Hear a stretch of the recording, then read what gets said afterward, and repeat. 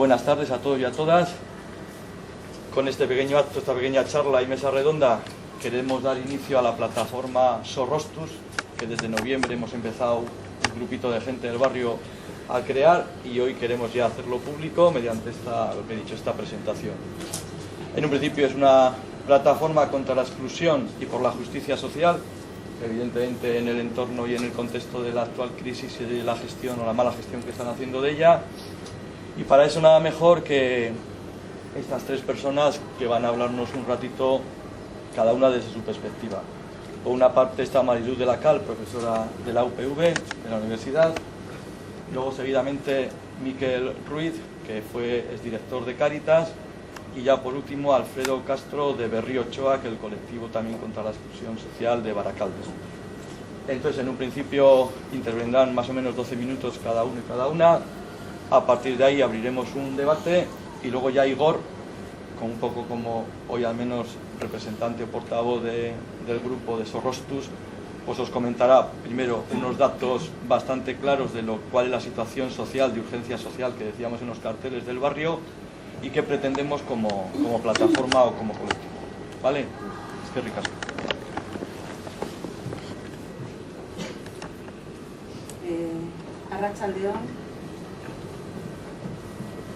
Arratsaldeon guztioi. Buenas tardes.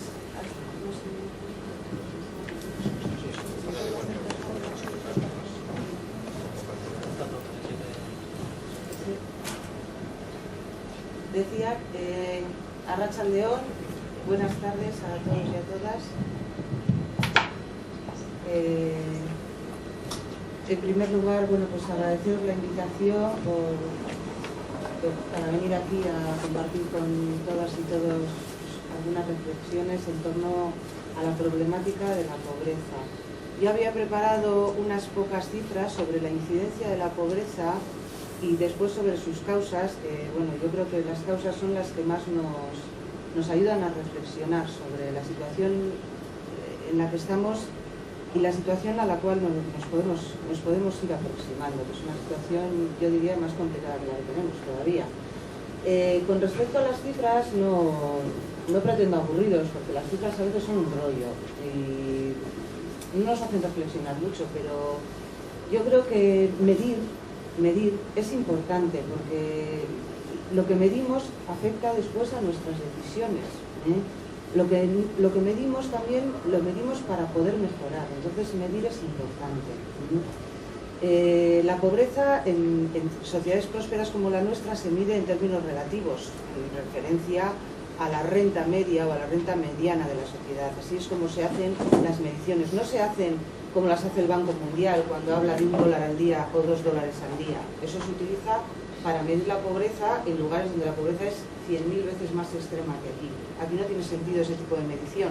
Tiene sentido medir cuál es nuestro nivel medio y ver cuántas personas no pueden alcanzar ese nivel medio. Ahí es donde se suele establecer el umbral de pobreza. Y así es como se suele medir la pobreza en el mundo en el que nosotros vivimos. En la Unión Europea se han hecho algunos estudios y bueno, pues los países donde las tasas de pobreza son más altas, el porcentaje de gente que está bajo el umbral de la pobreza es más numeroso, pues son los antiguos países del este, seguidos después de los países mediterráneos. El norte de Europa, en cambio, es más rico, hay menos porcentaje de gente que está bajo el umbral de la pobreza, pero también hay alrededor de un 15%, lo cual pues no es poco. Como podéis observar ahí, pues siempre las cifras nos indican que la situación de las mujeres es peor en cualquiera de los países estudiados, como en casi todo. En el Estado también se utiliza este indicador, que bueno, no os voy a explicar cómo se elabora porque no tengo mucho tiempo. Y bueno, pues es que las comunidades, la Comunidad Autónoma Vasca y Navarra pues tienen una posición, digamos, privilegiada, una posición bastante buena en referencia a la media del Estado. Sin embargo, fijaros, el hecho de que esta comunidad tenga una posición mejor cuando la comparamos con el resto del Estado, eso no nos tiene por qué complacer o decir, pues como estamos mejor ya está bien, sino que lo que tenemos que hacer es mirarnos entre nosotros y decir, aquí, ¿cuál es el modo de vida medio o el modo de vida normal? ¿Cuántas personas no lo pueden alcanzar? De alguna manera eso es lo que intenta hacer la encuesta de pobreza y desigualdades sociales que hace el gobierno vasco desde el año 86. Es el primer año en el que se hizo, las cifras fueron realmente alarmantes. Y bueno, pues luego se ha repetido se repite cada 4 años esta encuesta. La última, que se ha hecho en 2012, bueno, pues os he puesto aquí unos pocos datos sobre ella. Son los que están en azul clarito, los referentes a 2012. Fijaros, en la comunidad autónoma vasca, alrededor del 7% de las personas tiene una situación de pobreza grave. ¿Qué quiere decir de pobreza grave? Que con los ingresos que tiene no puede hacer frente a los gastos corrientes de alimentación, vestido, calzado y mantenimiento del hogar. Además, casi un 20% de la gente tiene una situación de pobreza menos grave o más moderada. Es decir, que sí puede hacer frente a esos gastos básicos, pero tiene una serie de problemas porque no puede alcanzar los niveles de renta medios o los niveles de vida normales que hay en nuestra sociedad. Estas situaciones, pues desde 2008 hasta 2012 han empeorado, como podéis observar en el gráfico, y bueno, esta es un poco la situación que tenemos. La pobreza en la comunidad autónoma vasca, desde luego, no se distribuye de manera, no se distribuye por igual por todo el territorio, es mucho más, tiene mucha más incidencia en Vizcaya. Dentro de Vizcaya, desde luego, Bilbao, la ciudad de Bilbao, es donde las tasas de pobreza son más elevadas, y en segundo lugar la margen izquierda de la Ría. Esas son las zonas en las cuales tiene la pobreza una incidencia más fuerte. Es una pobreza también más urbana que en el pasado, cada vez más urbana. Bueno, pasando ya a las causas. Fijaros, se habla de la nueva pobreza. Oímos hablar de la nueva pobreza últimamente bastante. Yo desde hace mucho más tiempo. Quiero decir que oímos hablar de la nueva pobreza en muchos casos desde 2008, pero esto es algo que hay que matizar mucho. Porque, fijaros, la nueva pobreza es un fenómeno al cual nos referimos desde los años 80. Es decir, desde hace 20 años ya se está hablando de la nueva pobreza.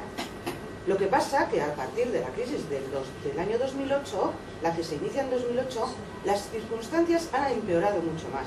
Pero ya desde mediados de los años 80 hay una serie de procesos, hay una serie de transformaciones en las sociedades y en las economías postfordistas que hacen que haya una cantidad de población, cada vez más población que se queda al margen, que es vulnerable, que es frágil y que tiene problemas. Entonces, cuando hablamos de nueva pobreza, como os digo, estamos refiriéndonos a un fenómeno que empezó ya hace 20 años. Se refiere a varias cosas. Se refiere a cambios en la composición de la población pobre. Se refiere a una variedad de situaciones y de grados también. Y se refiere también a unas nuevas causas de la pobreza. 3 cosas. ¿Qué es eso de la nueva pobreza? Pues quiere decir que antes la pobreza afectaba sobre todo a las personas mayores, afectaba sobre todo a la gente que vivía en zonas rurales, gente con bajo nivel educativo, gente que tenía problemas de marginación social, gente al margen del mercado laboral, o también afectaba mucho a las familias numerosas. ¿Qué pasa a partir de mediados de los años 80? Bueno, pues que a estos colectivos se van incorporando otros. Se incorporan, por ejemplo, personas que están en edad activa, también gente joven, personas que tienen un nivel de instrucción medio o incluso elevado. La pobreza cada vez es más urbana, se concentra en las grandes áreas urbanas.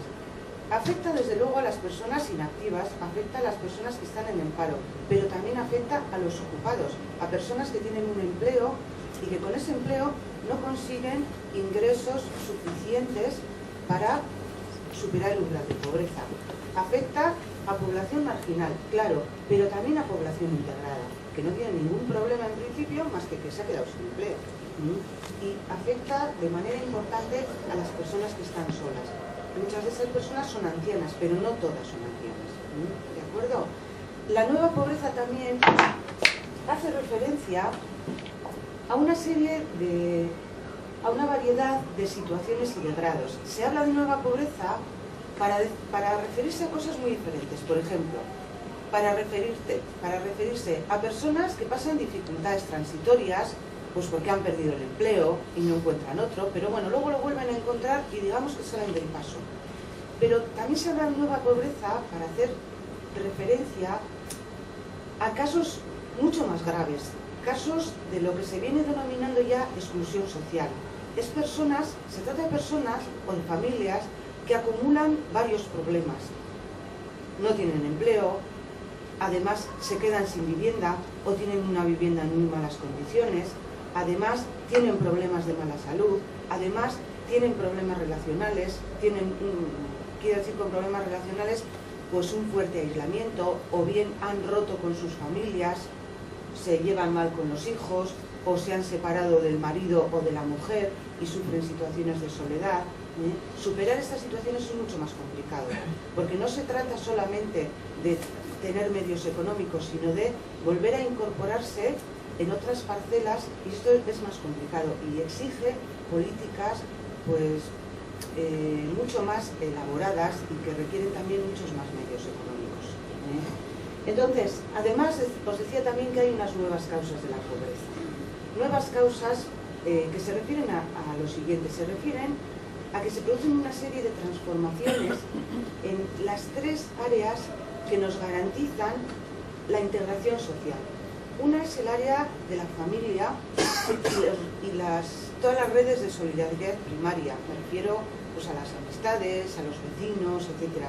Otra es el área de la protección social que nos proporciona el Estado. Y por último está el área del trabajo y del empleo. En estas tres áreas hay cambios muy importantes que hacen que tengamos más dificultades para aprovisionarnos de recursos. Me explico. Las familias que han sido y son todavía red de protección para muchos de nosotros y nosotras, cada vez juegan menos ese papel. Hay una serie de cambios que hacen que la familia se debilite. ¿Por qué? Pues por diversas razones.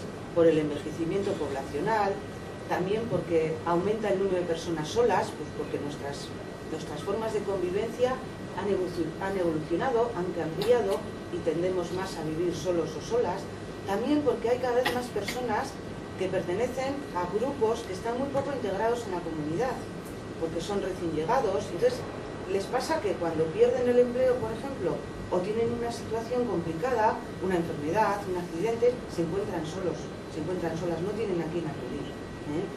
Si tuvieran el empleo no pasaría nada, pero si a la vez pierdes el empleo y no tienes lazos a los que acudir, te encuentras desamparado y puedes caer en una situación de pobreza o de exclusión social. También el aumento de los hogares monoparentales, pues porque los divorcios, las separaciones son más frecuentes que en el pasado, y en definitiva, pues la gran familia y también la familia nuclear, pues como os decía, cumple cada vez menos su papel. En el tema del estado de bienestar también hay cambios importantes. En los años 80 y en los 90 también, en los países anglosajones hay recortes muy fuertes. En los países, en cambio, que de alguna manera construyen su estado de bienestar mucho más tardíamente, como el nuestro, no hay recortes en esos años. No hay recortes. Lo que pasa que se trata de estructuras de bienestar que se adaptan poco a las nuevas pautas de empleo, se adaptan poco a las nuevas pautas de familia. Entonces, son estructuras de bienestar que cada vez nos protegen menos. Y además, a esto hay que añadir que a partir del año 2008, pues en estos países cuyo estado de bienestar se ha desarrollado de manera muy tardía, pues en estos países sencillamente el estado de bienestar se está empezando también a desgastar de manera muy importante, con recortes muy fuertes. Entonces, aquí es posible que la red protectora pues cada vez funcione peor. Por último, los cambios en el empleo y en el trabajo, pues los conocemos de sobra. Cada vez hay más empleos precarios. Cada vez la gente tiene una situación de inestabilidad laboral, lo cual hace que simplemente su vida sea frágil. Además, hay un deterioro general de las condiciones de trabajo. También prolifera cada vez más el empleo de baja remuneración. Aparece o se desarrolla con más fuerza el fenómeno de los denominados trabajadores pobres, personas que trabajan, pero a pesar de trabajar no alcanzan el umbral de pobreza. Fijaros, en la Unión Europea son el 9% de los trabajadores. En el Estado son el 12% de los trabajadores. Gente que trabaja, pero con lo que consigue, con el dinero que consigue trabajando, no alcanza el umbral de pobreza. Este es un fenómeno creciente.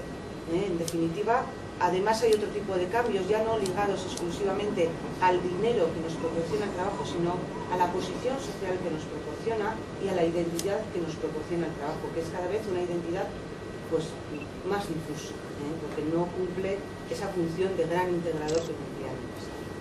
Entonces, bueno, estas transformaciones en estas tres áreas hacen que nuestras vidas sean más vulnerables.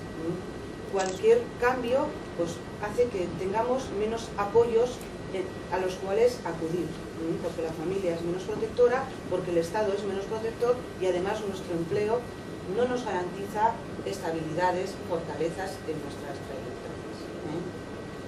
Bueno, para terminar, no sé si me estoy alargando, solo unas pequeñas reflexiones.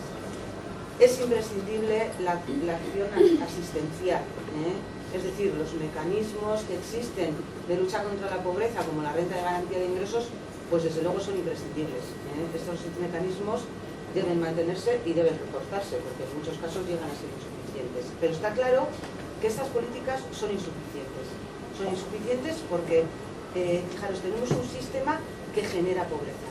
Estructuralmente la pobreza está inserta en este sistema, por lo tanto cuando hacemos políticas asistenciales, cuando diseñamos la renta de garantía de ingresos o otras políticas, estamos haciendo políticas de final de cañería. Es decir, tenemos un sistema que genera pobreza todo el rato y al final del proceso nosotros podemos intentar solucionar eso, pero lo que tenemos que ir es a un sistema en el que se genere menos pobreza, en el que se genere menos vulnerabilidad. Y para eso, pues bueno, algunas alternativas pues ya se están empezando a ver. Es necesario repensar nuestro sistema económico pues un poco sobre otras bases, unas bases diferentes a las de la competitividad, a las del afán de lucros sin límite, y hablar pues más de cooperación y de bien común. Y esa es la única manera en la que tal vez pues podamos salir de este atolladero en el que nos encontramos. Y nada más, muchas gracias.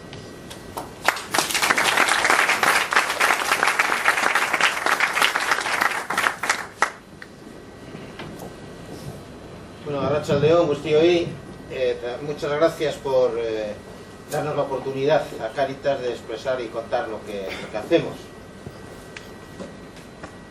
Cáritas es una entidad, una organización, pues la más veterana, diríamos, dentro de las entidades sociales.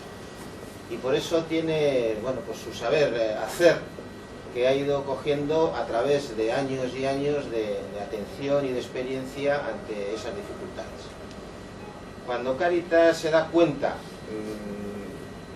de la crisis, antes de que, cuando lo estaban negando, otras instancias que había la crisis, nos damos cuenta por la cantidad de personas que se duplica, en algún caso se triplica el número de personas que acuden a Cáritas, y también porque va cambiando el perfil de las personas que venían. Pasamos del inmigrante irregular, de las pateras que aparcaban en Rivera, como decíamos, circulaban por el Nervión, pasamos ya a otro tipo de perfil, más autóctono o más de inmigrante en proceso de regularización. Y cuando en Cáritas vemos el problema, pues actuamos con ese estilo que hemos ido cogiendo a través del tiempo de actuar en Cáritas. Es decir, primero la persona, atender a las personas, después denunciar las situaciones, las causas de por qué existen esos problemas en los que están atrapadas esas personas, y luego tratar de una transformación de la realidad para hacer otro mundo posible que evite lo que sucede, otro sistema distinto al que tenemos. Bueno, yo tengo que empezar diciendo que la base de Cáritas es el grupo pequeño, la comunidad. Quiero decir, Cáritas es una organización de la Iglesia, como sabéis, aunque está abierta, hay mucha gente que colabora con Cáritas, no es creyente, pero la organización nuestra es un poco la organización de la Iglesia, es decir, en torno a una parroquia, es decir, en torno a un barrio, en aspecto geográfico. Esa es la base de Cáritas. Varias parroquias forman una unidad pastoral, digamos nosotros, el pueblo, normalmente es el pueblo, varios pueblos, una comarca, una vicaría, y luego ya pues viene Cáritas Vizcaya, Cáritas Guipúzcoa y Cáritas Álava, que formamos Cáritas Euskadi, y luego ya las regionales pues forman la estatal y así se pierde ya en la organización. Pero la base principal de Cáritas es la comunidad cristiana asentada en una realidad muy concreta, y por eso nosotros, cuando detectamos el problema de la crisis, es cuando en las acogidas de las comunidades parroquiales, de las comunidades parroquiales, ven ese aumento y ese incremento de personas. ¿Y qué es lo primero? Pues eso, acoger a la persona. La persona es lo más importante para Cáritas, Y entonces, acoger, acompañar, apoyar.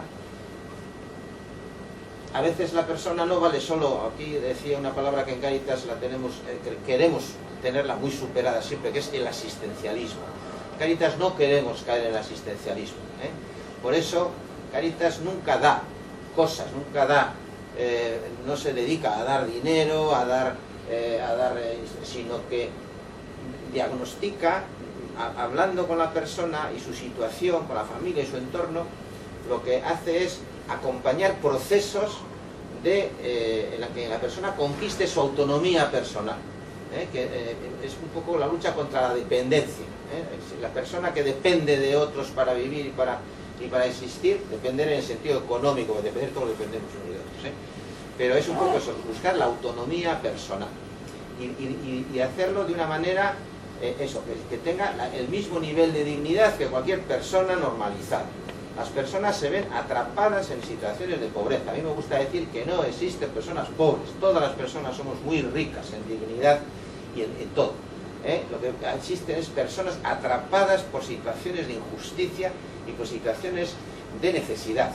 Pues cuando a una persona está ahí, hay que ayudarla a salir de esa necesidad y ser una persona normalizada como los demás. Por eso nosotros no damos alimentos, por ejemplo, que a otros lo hacen y les aplaudimos, que no estamos aquí criticando a nadie, pero nosotros lo que tratamos es de que esas personas puedan comprar normalmente en una tienda como todos los demás. Entonces, bueno, pues cuando nosotros vimos la crisis, lo primero era ver eso, las necesidades básicas, cómo podíamos poner mecanismos de atender las necesidades básicas de esas personas atrapadas en esa situación.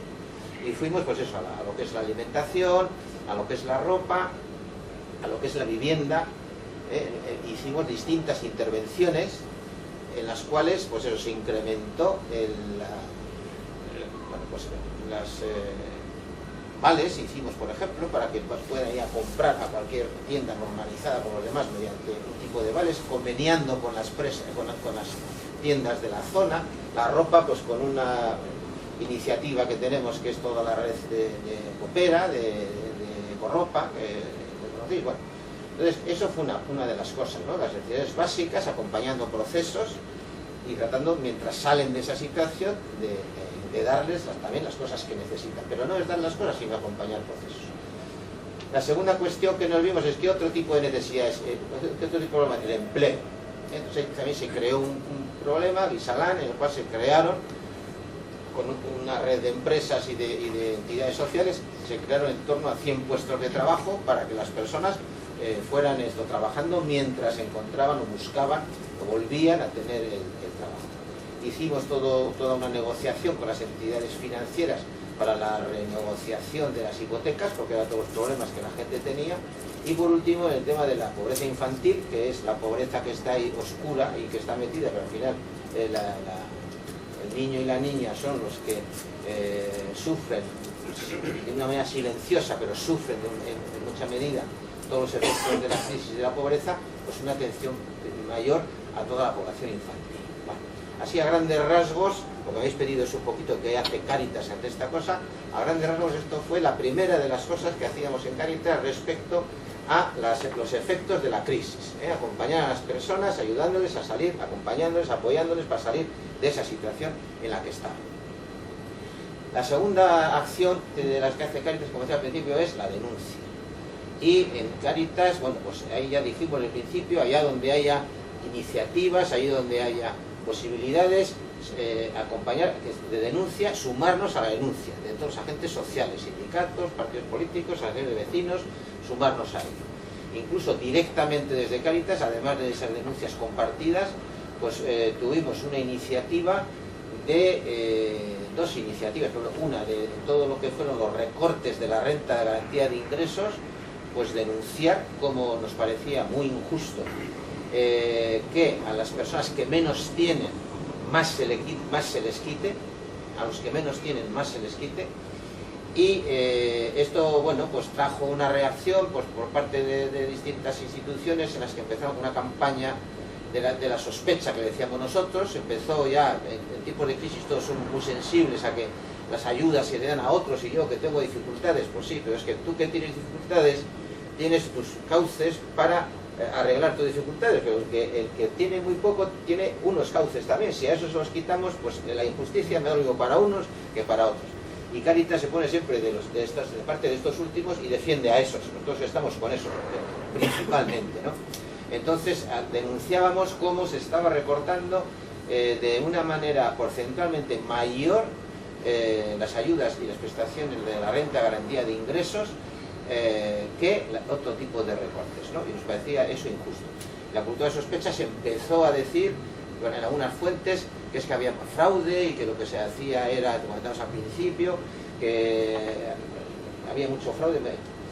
Nosotros ahí pusimos rostros de las personas y denunciamos pues eso, que ese fraude que se decía que existía no era tal y que estaba muy controlado el fraude porque los sistemas ya tienen sus sistemas de inspección, que viene a ser un 7% y que se persiga el fraude, por supuesto que sí, pero que no se diga que 17.000 personas y que no, unas cifras que salían escandalosas y que no era más que una estrategia de comunicación para tapar sus vergüenzas, porque era muy duro decir lo que se estaba haciendo, pues todas aquellas cifras nosotros las desmentíamos con datos objetivos. Incluso algunos periodistas, comentaba yo a la entrada aquí, hace año y pico, decía, dentro de un año ya me gustaría que tuvieseis el valor de decir de todo esto que estáis publicando ahora, qué es lo que en realidad ha quedado. Ya no existe esas oficinas de inspectores que se crearon porque no lograron descubrir más que 3 o 4 casos que además ya estaban descubiertos anteriormente, y dentro de la nueva administración también todo aquello que se hablaba de esto, pues últimamente no se escucha nada de nada porque es que no tenía fundamento ni rigor de datos, como decían aquí, que para hablar hay que tener rigor en las cosas que decimos. Bueno. Y la segunda cosa que desde Cáritas denunciamos fue todo lo que era la reforma del sistema, el poner dentro del ANVIDE, el meter lo que es la protección social dentro del ANVIDE.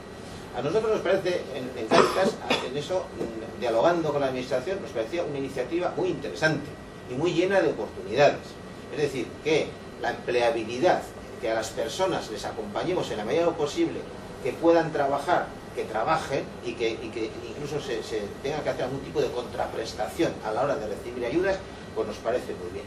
Pero no nos olvidemos que entre nosotros conviven una serie de colectivos sociales que tienen muy difícil el acceso al empleo, bien sea por algún tipo de enfermedad, bien sea por algún tipo de situación, como por ejemplo una mujer que tiene cargas familiares y no tiene a nadie con quien dejar las cargas familiares, etcétera, etcétera. Entonces, que a la hora de aplicar esas medidas de la reforma del sistema se tuviera en cuenta toda esa casuística. Eso lo hacían muy bien las trabajadoras sociales y los trabajadores sociales, tanto de la administración pública como de las entidades sociales.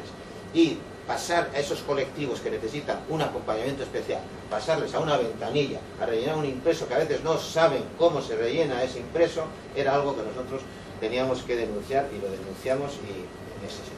Y por último, lo que es la transformación social, pues bueno, tanto la denuncia, he dicho antes, como la transformación social, pues entendemos que eso tiene que ser un trabajo en red, con todos los agentes sociales, las entidades sociales que están en la misma labor.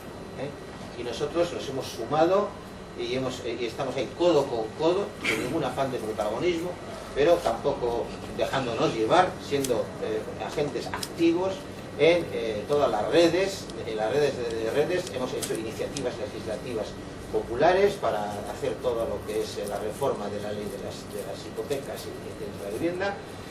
hemos hecho iniciativas, por ejemplo, nosotros llamamos acciones significativas, que es eso, es decir, no solo otro mundo es posible, sino que vamos a demostrar de alguna manera que otra alternativa distinta de la convencional.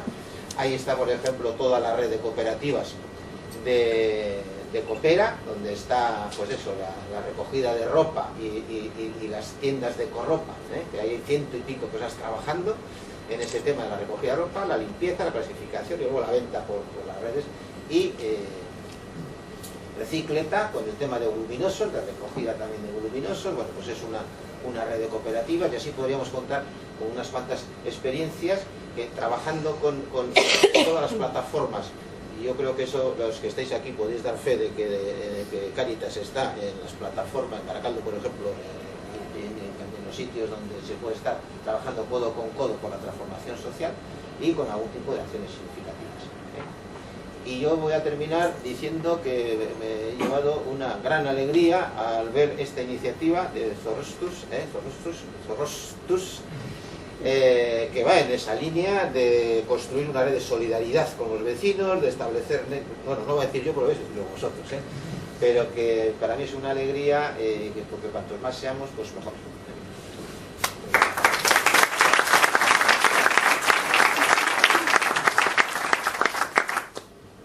León, soy Alfredo de la Plataforma contra la Exclusión Social de Berrochoa, y bueno, os voy a contar un poquito cómo nos formamos y luego cómo nuestro modus operandi y cómo vivimos la situación actual.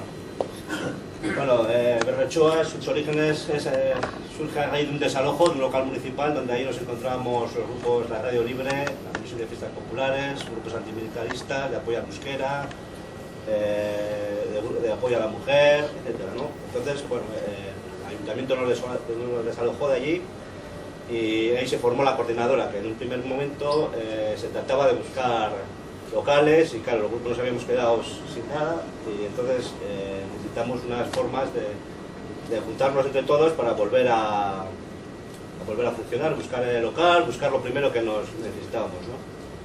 En ese afán y tal de buscar unos sitios para alojarnos, en el 94, bueno, esto surgió en el 92, en un clima de reconversiones industriales y también en una situación de crisis parecida a la actual. Y en marzo ya del 94 nos ocupamos una casa de 3 plantas, ¿no? De la mitad la dedicamos a alojamiento de personas que no tenían vivienda, que pertenecían a alguno de los grupos que nos habían desalojado, y la otra parte pues a nuestras actividades, ¿no? En un principio, como he dicho antes, funcionaba como coordinadora, ¿no? Y realmente las reivindicaciones eran más socioculturales, digamos, ¿no? Y de locales para los grupos sociales y ese tipo de cosas, ¿no? Y bueno, ya más adelante ya se fue formando de todos esos grupos, digamos, había gente ya que se iba como creándose un pequeño grupo, ¿no? Que funciona un poco al margen de los demás. Y ya fue lo que podíamos decir que se llamaba lo de Berrochoa, ¿no? Lo que es la plataforma, ¿no? Nuestra actividad y funcionamiento principalmente se basa como en 2 ejes, ¿no? Nosotros es la información por un lado y la movilización por el otro, ¿no? Cuando ya estamos el pequeño grupo ya formado, los grupos de alrededor, digamos, que llevan solucionando sus problemas inmediatos, que eran de locales, pues ya nos quedamos, el grupo que nos quedamos ya nos dimos cuenta que nosotros mismos, esa situación de crisis que había de reconversión, que nosotros éramos personas afectadas. Había gente que no tenía vivienda, gente que cobraba el IMI, cuando aquello, el ingreso mínimo de inserción, había gente pues que no tenía, que estaba casi excluido, casi no tenía ni dónde dormir, ni dónde vivir, en unas situaciones bastante extremas, ¿no? Entonces, claro, decidimos pues crear la plataforma pues para informarnos y a la vez informar a la gente, porque nos dimos cuenta que cuando preguntábamos sobre ese tipo de cosas, sobre el IMI, sobre las ayudas a la vivienda pública y tal, lo veíamos que realmente no había información neutra, o sea, teníamos que saltar en un primer momento a la trabajadora social. Claro, a la trabajadora social le daban unas funciones que era de hacer el primer muro antes de esto, ¿no? Para que digamos, llegarías a ella y ya sería el punto que llegarías y ya dijimos, ya desistía, dice, ya no voy a seguir más porque claro, me está pidiendo 40 papeles que yo no entiendo 30 y no sé lo que me está pidiendo, ¿no? Entonces vimos que era muy difícil de pasar y además la gente no tenía, o sea, las instituciones públicas realmente hasta la oposición no conocía muy bien los mecanismos, por qué se desechaban algunas peticiones o qué criterios seguían, no había nada claro, ¿no? Entonces nada, decidimos que nos teníamos que poner manos a obra, estuvimos buscando información por nuestra cuenta, pero fue muy difícil y además nos tardamos unos cuantos meses, y ya una vez recogida la información, tras unos meses de estudio y de reflexión, montamos la oficina de información, ¿no? El punto de información que hoy en día todavía funciona, y eso fue el 17 de noviembre del 97, que se llamó la Oficina Alternativa de las Prestaciones de Información de las Prestaciones Sociales, y el lema que pusimos era: por falta de información no te quedes sin derechos. La oficina para nosotros es una herramienta muy importante, ¿no?, de funcionamiento, porque nos sitúa en el suelo y además no sé cómo decirlo, ¿no? Nos vemos de primera mano, digamos, la situación real de pobreza o las situaciones de exclusión o las situaciones que han vivido mucha gente de cara a las instituciones, cómo les han ninguneado, cómo les han ignorado, inclusive les han llegado a ofender, ¿no? Como dejando caer que su vida es un fracaso suyo, no es un fracaso de la sociedad, sino suyo, es el culpable, o sea, unos sentimientos de culpabilidad hacia la gente, ¿no? Y claro, vemos, de primera mano veíamos eso, ¿no? Y entonces también, por otro lado, la oficina nos servía también como referente también para que, claro, las instituciones públicas, concretamente hablo de Baracaldo, cuando hablaba de la pobreza que había en el pueblo, o de las ayudas que había hecho, claro, decía: todas las peticiones han sido aceptadas y tal, claro, y decía: no, han sido 100 personas. No, pero realmente otras 2.000 personas no sabían absolutamente nada de esas ayudas que daba el ayuntamiento, ni de las prestaciones, ni de nada.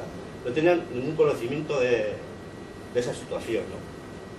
Entonces, pues bueno, desde la oficina hacemos un trabajo que nos parece muy importante, que es el de la información, y además damos cobertura también, o sea, hay gente que llega y que tiene la intención de hacer públicamente su denuncia, nosotros le damos toda la cobertura que necesite, mediática o cobertura del tipo que quiera, ¿no? del tipo que desee, ¿no? Le damos, pero tiene que ser él, de su propia, él mismo, la persona tiene que ser la que él diga, ¿no?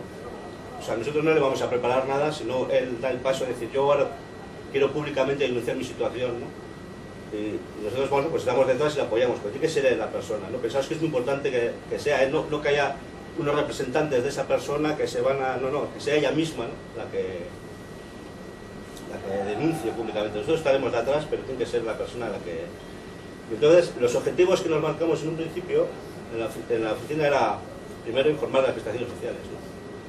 Después, romper las estadísticas, cómo nos intentaban engañar, manipular con los datos que no eran reales, crear una dinámica de movilización con la gente, o sea, que la gente se autoorganizaría, aunque sería a nivel personal. Nos parecía importante también que la gente, a nivel personal, si iría donde una trabajadora, o ahora que vaya a la Ambide, le diga: no, es que esto perdona, esto es así, porque me lo han dicho a mí, y según el artículo tal, o sea, que con dignidad y con eso le pueda decir a la persona: no, perdona, esto nos parece muy importante también.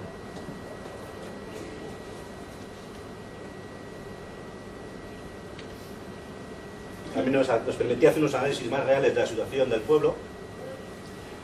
Y también, por último, queremos la estigmatización de la gente perceptora de las prestaciones sociales. Queremos que estas ayudas que tenemos ahora, porque a nosotros nos gusta tener los pies en el suelo y trabajar con lo que tenemos ahora y con lo que hay ahora, nos guste o no nos guste, ¿no?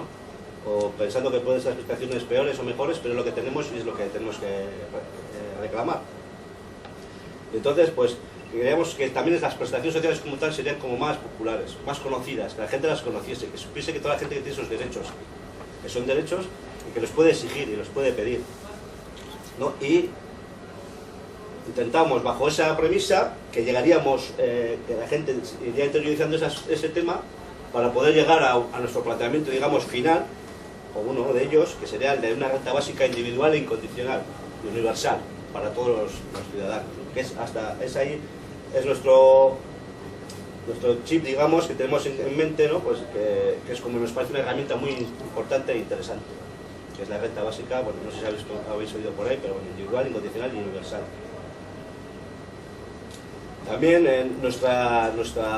uno de nuestros también objetivos es que las ayudas sociales se quitarían de lo que es el tema de asistencia social. O sea, y se desvincularían del tema del trabajo. Eso también a nosotros nos parece muy importante. El otro eje en que se asienta, hemos hablado de la información, ahora hablamos de la movilización, ¿no? Para nosotros la movilización es muy importante, para nosotros es vital. Y entonces nosotros la basamos también en dos, principalmente en dos, aunque a veces se complementan, ¿no?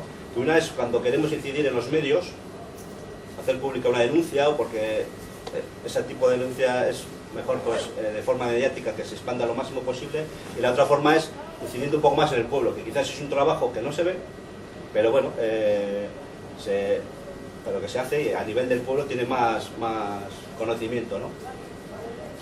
La primera es, lo basamos, el primer tipo de esto lo basamos en las acciones no violentas, poniendo cara a las situaciones de precariedad y a la vez, porque igual habéis visto alguna vez, pues dándoles un poco un toque teatral, ¿no?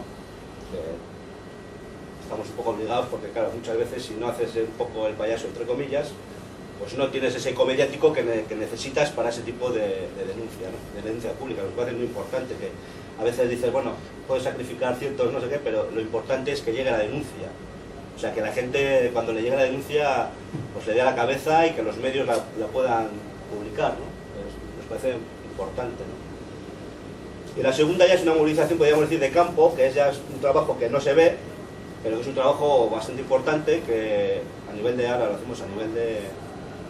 Claro, a nivel de Baracaldo. Nosotros somos un grupo de Baracaldo que principalmente trabajamos en Baracaldo. Últimamente pues ya se están creando plataformas de grupos sociales a nivel de Vizcaya y bueno, y a veces a nivel nacional, incluido Navarra, esto, ¿no? Con las plataformas alrededor de las huelgas que ha habido últimamente, ¿no? Entonces, bueno, pero principalmente nuestro trabajo de campo es en el pueblo, ¿no? Entonces eso consta de buzoneos, buzoneamos información, buzoneamos denuncias, repartimos panfletos, bueno, lo típico que se puede hacer en este tipo de movilizaciones, damos charlas o informamos a colectivos o a gente que lo necesite, ¿no? ¿Qué pasa? Que a veces pensamos que igual cuando se va a montar un grupo, se va a hacer algo, a veces se piensa que si con la movilización y tal, la lucha, pues igual no se consigue mucho, ¿no? Pero a veces nosotros pensamos, que a veces nos juntamos y decimos, joder, pero si no hubiese habido ese tipo de resistencia, que nos puede parecer que no, ese tipo de lucha, ¿dónde estaríamos, no? ¿En qué situación estaríamos ahora igual, no? O sea, nosotros somos pequeños ladrillos o pequeños esos para parar un poco la situación que nos están llevando ahora, ¿no? Y quizás puede pensar la gente, pero no se consigue nada, pero nosotros pensamos que sí, ¿no? Por lo menos intentamos parar y realmente si no hubiese ningún grupo, ninguna estructura de este tipo, pues, digo desde sindicatos hasta grupos sociales, pues ¿dónde estaríamos ahora? No hay que mirar muy lejos para ver las situaciones muy cercanas aquí como están, porque tienen quizás un nivel menor de organización y de lucha, ¿no? Y ahora mismo, pues la situación actual en que estamos, nuestras principales reivindicaciones es que, por ejemplo, la renta mínima que se equipare al salario interprofesional, que las ayudas de la SAE, las ayudas de emergencia social, se cubran al 100%, no estén sujetas a presupuesto. Que lo que os he dicho antes, que las prestaciones sociales dejen de depender de los servicios sociales y que dejen de estar ligadas a la inserción del mercado de trabajo. Esto nosotros sabemos, nos parece muy importante porque, claro, a veces cuando se habla de contraprestaciones y este tipo de cosas, a nosotros nos parece como un chantaje, ¿no? Un chantaje porque, por ejemplo, este tipo de prestaciones, de contraprestaciones, por ejemplo, no hace mucho el presidente del gobierno español dijo que iban a mandar a los parados al monte a apagar incendios y tal, ¿no? O sea, son unas situaciones bastante absurdas en el sentido de que, por un lado, quitamos trabajo a gente que lo tiene, por otra vez, las condiciones tuyas, en el caso de, por ejemplo, de este caso que propuso el señor Rajoy, era como trabajo sumergido o precario, porque no ibas a tener condiciones de contrato, no ibas a tener ningún tipo no sabías en qué situación estabas, ni de seguridad, ni de nada, de seguro, ni nada, ¿no? Ni de cobertura social, porque no la ibas a tener. Entonces, eso de las prestaciones contra prestaciones, a nosotros de entrada estamos totalmente en contra. Para nosotros es una cosa bastante... no nos parece absolutamente nada bien, es una especie de chantaje, encima, en una situación laboral en que en el mercado está completamente desregularizado, o sea, no hay... O sea, cada vez va peor y estamos obligando a la gente que asuma unos trabajos o que asuma unas situaciones de empleo, pero muy tercermundistas hoy en día. Entonces, a nosotros eso nos parece bastante grave. No nos parece... Por eso siempre queremos ligar una cosa, el trabajo, el mercado de trabajo, y otra cosa es unas prestaciones sociales. Y bueno, y más o menos para concluir un poco, decir que Birrochoa, el 95% de las personas que formamos parte de ella somos personas afectadas por la situación económica actual, por el sistema económico actual, que no somos ninguna ONG, no tenemos ningún tipo de subvención, no somos profesionales de esto, no tenemos liberados, no negociamos en nombre de nadie ni de nada, y no nos elegimos en portavoces de nadie, ¿no? Somos gente normal y corriente que nos hemos juntado pues para hace 20 años ya pues para impulsar unas dinámicas de lucha y movilización de los sectores más empobrecidos de la sociedad. Y más o menos aquí podemos cumplir. Si tenéis alguna pregunta luego, cuando sea, pues, o alguna duda.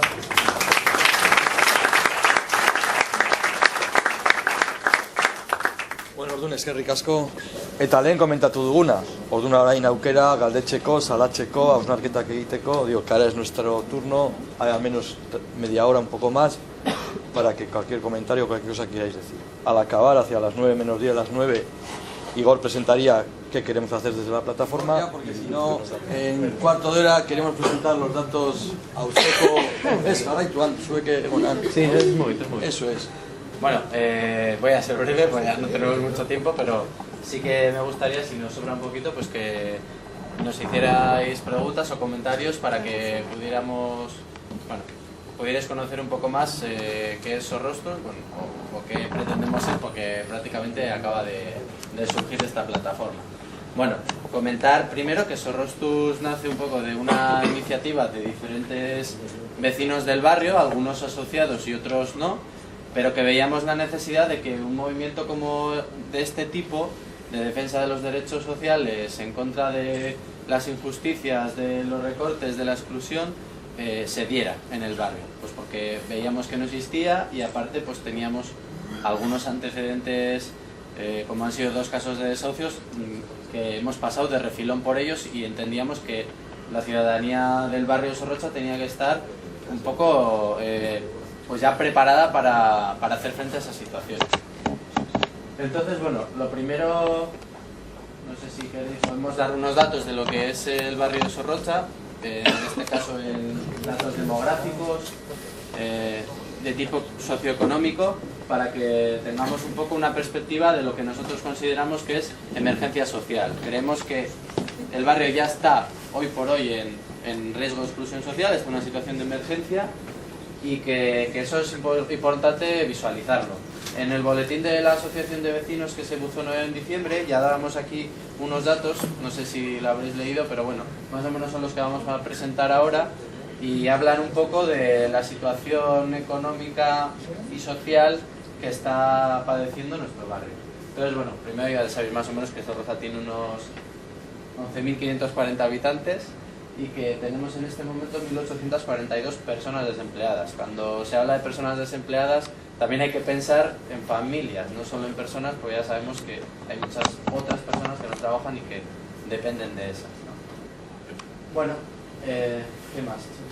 Tenemos Casos atendidos por los servicios sociales de base, que fueron datos del 2011. Todos estos datos, bueno, hay que decir que los hemos sacado desde nuestras posibilidades, porque no somos expertos, consultando unas fuentes oficiales y otras más especializadas, ¿vale? Fueron 3.238 casos. La renta de garantía de ingresos la recibían en el año 2011 1.227 personas, y las de emergencia social 144. Repetimos y mantenemos siempre el dato de los 11.540 habitantes del barrio. Es decir, pues que una gran mayoría de alumnado de los colegios públicos, en este caso, pues recibe la beca, en este caso un 76%, lo cual significa que esas familias pues realmente están en condiciones de recibirla y la necesitan. No están bien repartidas las becas. No sé si... No sí he querido decir eso. Hay gente que le dan con muchos recursos y aún así le dan beca. Bueno, de eso si queréis podemos hablar más. Personas a las que se les realizó la valoración de dependencia, 160. Y personas usuarias del servicio de ayuda. No sé si desde ahí se leerán, si no, más alto. Decía que había 160 personas en 2011 a las que se les hizo la valoración de dependencia. No quiere decir que después se les diera una prestación o se les incorporase un servicio. Y que el servicio de ayuda de domicilio se le fue concedido a 102 personas en 2011. Y bueno, personas atendidas en Cáritas, esto es un dato de Cáritas, en el año 2011 han sido 150 personas. ¿Vale? Bueno, estos son los pocos datos que hemos podido recopilar en estos 2 meses desde que nos hemos creado en noviembre. Y entonces lo que queríamos contaros es un poco qué pretendemos los ciudadanos que a título individual del barrio nos hemos juntado con el propósito de crear esta plataforma que hemos llamado Sorrostus, jugando un poco con el nombre del barrio y con el hecho de afilar o de ir un poco a sacar punta a aquellos temas que a nosotros nos parecen que por hoy son importantes en la sociedad. Entonces, lo primero que ya habréis leído es construir una red de solidaridad. Creemos que hay personas que están ya en exclusión social y otras corren un grave riesgo y que pues los mecanismos que hoy por hoy funcionan, los mecanismos institucionales, no son suficientes como para cubrir esos casos, ¿no? Anteriormente se ha oído el caso, pues por ejemplo, una chica que tardan 7 meses en dar la renta de garantía de ingresos. ¿Qué hacemos con esas personas? O sea, hay que conocer esos datos también y ayudarlas en la medida de lo posible a que puedan salir de esa situación o que mínimamente pues el barrio sea consciente de lo que está sucediendo, ¿no? Entonces, ¿cómo pretendemos ayudar a esas personas? Pues primeramente desde nuestra capacidad más básica, que es la solidaridad, el acompañamiento también y sobre todo la presión social. Creemos que una persona si no está acompañada de otras personas que van con una misma voz, pues tiene menos posibilidades de que su voz se oiga, ¿no? Lo segundo, que nos parece muy importante, sobre todo porque todo esto, todos estos pequeños oasis al final estén conectados por puentes y que pueda ser un conjunto de oasis que cada vez sea un poco más amplio, es el establecer nexos entre diferentes plataformas similares a la nuestra, como puede ser Verde Ochoa o las que sean, que hay en nuestra comarca, barrio, ciudad, provincia, etcétera, que sabemos que las hay y que seguro que tenemos muchas cosas que aprender de ellos, como hoy por ejemplo hemos tenido la suerte, ¿no? Tercero, denunciar públicamente y mediante la acción directa las injusticias sociales que estamos sufriendo.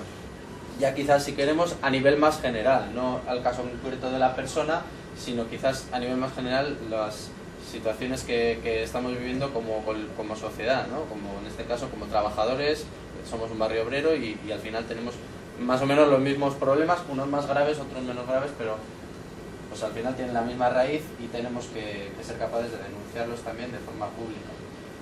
Y por último, y no menos importante porque esté lo último, pero creemos que también aquí en esta charla las intervenciones, algunas de ellas han ido por ese hilo o han seguido ese hilo, es en el hecho de que tenemos también la necesidad de crear un espacio de reflexión crítica y de formación, ¿no? O sea, también vemos que muchas veces no entendemos por qué suceden las cosas.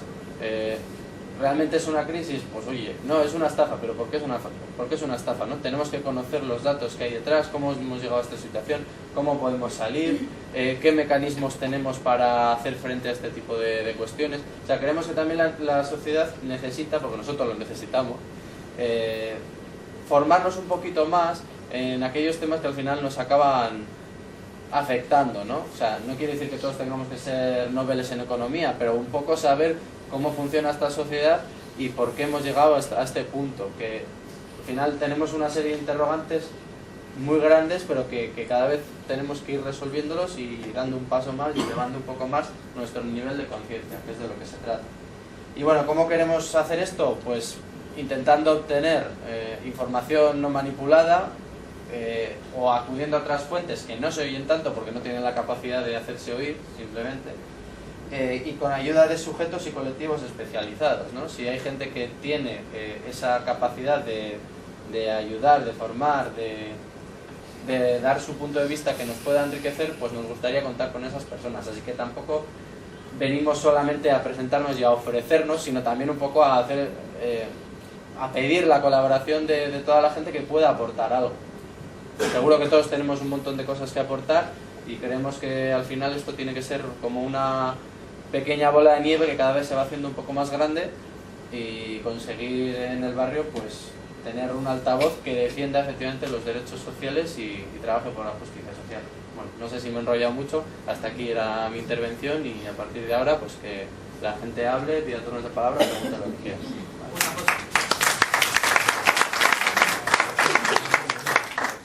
Una cosa, el miércoles que viene nos juntaremos, así que la gente que esté dispuesta, con ganas de participar en la plataforma, pues vamos a estar aquí en el Centro Cívico en una sala a partir de las 7:30 el miércoles que viene. Y si no, los miércoles sucesivos, pues nos iremos pasando por aquí. Todo el mundo que tenga algo que aportar y que ofrecer, pues bienvenido será. ¿Y la hora? A las 7:30. 8. Nos solemos reunir miércoles a las 8, ¿vale? Y nada, pues Sí, quien o quiera sea, contar algo. ¿algo queréis comentar o plantear? A mala pretensión digo, porque hay, cuando se habla de trabajo en red, por una parte han venido los compañeros, mi compañera de Leice, del equipo de intervención socioeducativa, que está en Cordelería, también veo representantes de la Asamblea de Parados y Paradas del barrio. La idea es, los colectivos que en un principio se mueven en el barrio, tanto en la coordinadora de grupos como asociación vecinales y demás, ir tejiendo esas redes, ir haciendo trabajos conjuntos, pero sobre todo para eso hace falta un poco la implicación también de más gente. ¿Cuál es la base fundamental? Esa. La base fundamental. Protestas, ayudas económicas, ayudas en práctica. La base fundamental. El cogollo. Porque las formas de ayuntamiento hablamos de derechos, obligaciones, pero aquí el cogollo, ¿cuál es? Bueno, pues realmente nosotros tampoco lo sabemos, ¿no? O sea, queremos un poco ir caminando entre todos y decidir hasta dónde llegar, pero no descartamos nada tampoco. Sabemos fundamentalmente lo que no podemos ser.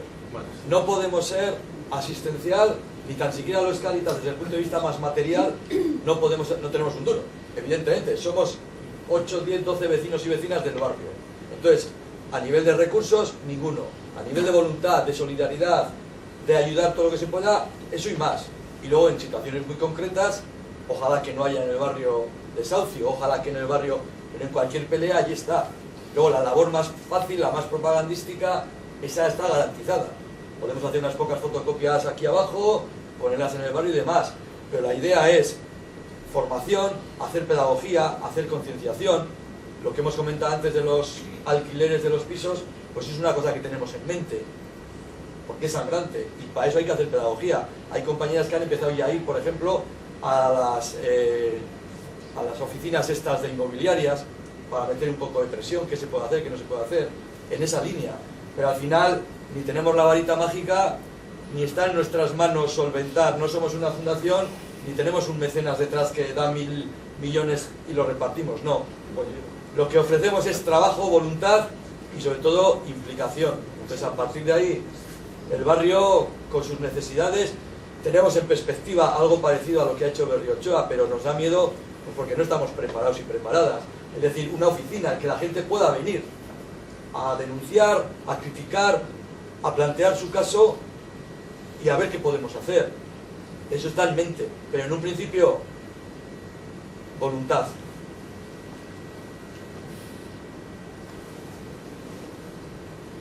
Venga, Luis, no. Y además, digo, porque la reflexión igual que nos quedaba hacer es, este barrio siempre ha tenido un movimiento ciudadano fuerte, reivindicativo, pero sí nos parecía, desde hace unos años, y más en esta situación de crisis, fraude o de gestión que están haciendo, que este aspecto socioeconómico estaba un poco abandonado. La coordinadora de grupos, la asociación vecinal, trabajo digno de alabar, pero todo esto se quedaba un poco entre cortinas. Lo hacía Cáritas, lo que hace Leice, en los centros públicos lo que hacemos, esas cosas. Entonces nos parecía que esto era necesario, era la pieza del puzzle que faltaba en este barrio. Hacer algo en torno a todo lo que tiene que ver con la socioeconomía y las consecuencias de la mala gestión, del fraude o de la crisis que se está haciendo. Y luego también creo que destacar que esas 10 o 12 personas que estamos, súper plurales, horizontales, gente de toda condición, gente joven, gente de más edad, haciendo piña para hacer algo. No miramos de dónde venimos, sino qué queremos hacer. Vale, pues ordun batez ere eskertzeko Mikel, Mariluz eta Alfredori haien ekarpenak, eta gero batez ere zuei digo, primero agradecer, han intentado iluminar un poco Mikel, Alfredo y Mariluz, y fundamentalmente a vosotros y vosotras que habéis venido, y animaros a que los miércoles también podáis participar en el grupo, ¿vale?